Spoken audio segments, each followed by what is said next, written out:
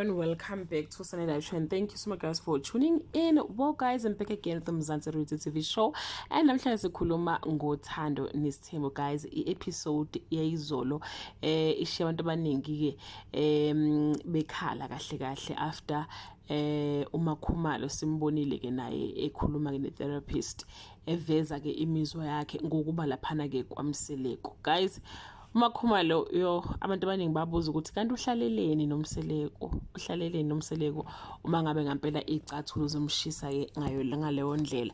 But ke sike samuzwa in one of the radio stations ene-interview khona bebuza ngale situation, so wa explain ukuthi ezinye izinto uthola ukuthi bayishutha a year ago and sibe resolvile izinto, and at this stage or this time yena nomseleko ba right futhi uthi mangasathola ithuba lokhetha indoda angaphinda akhethe yena ke ubaba ke uMseleko.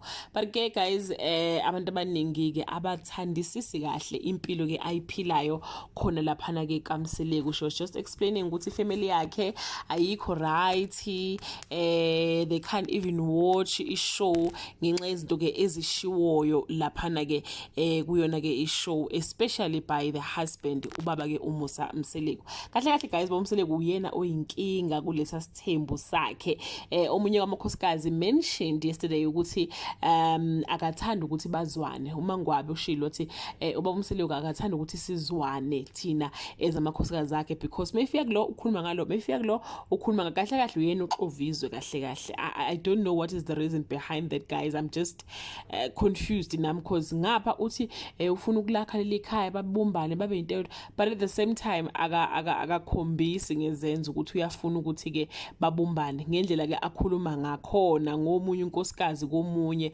Naye uMacele futhi naye mentioned naye yona leyo nto ukuthi ke ubaba uMseleko mayifika ngalo ufika khuluma ngoMacele, mekhuluma ngayo ufuna Macele, yabona nje uyaxova, uyena kahle hle oxovayo. So guys, uMakhumalo ke abantu abaningi abamthanda especially they were very hurt yesterday by ke indlela ke abekhala ngayo. Abanye bathi cha muhle yazi uMakhumalo noma besekhala kanje, but she's still beautiful.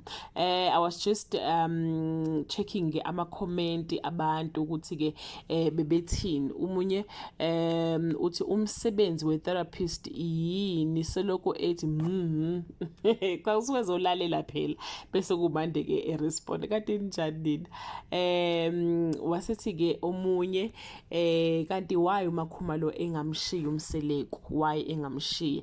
Wathi omunye, of everyone on this episode Makhe made me cry, no words enough than to tell you that you deserve better. Indaba yalo mama ibuhlungu yona. Thobile phuma kulento, umuhle usebenza kahle usamncane.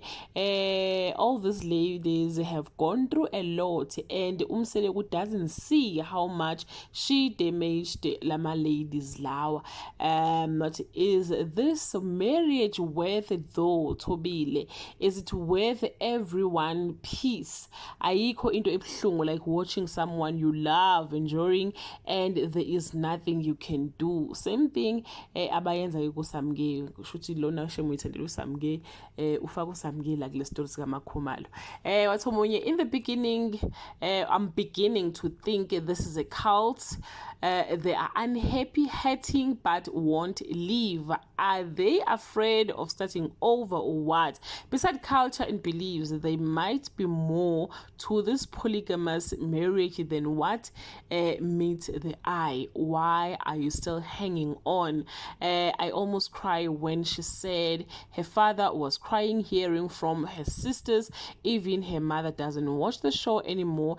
It's really painful. Mseleko didn't hurt only his wife, even children balimele. Makawabona maphutha wakhe azame ukulungisa without pride and involving uMacele. Wasithi omunye, she must really leave that man, find a man who respects love and be willing to explore other options to have a child and continue to appreciate her regardless of the result. When she says my brothers are so angry, I felt it her season to bring the drama. Last season it was Mayeni. So guys, abantu abaningi ke indaba Makhumalo ke ibakhathazile kakhulu, and abanye balokhu bemiyala ukuthi cha akashiye. So yeah guys, that brings us to the end of this video. Do leave your comment below.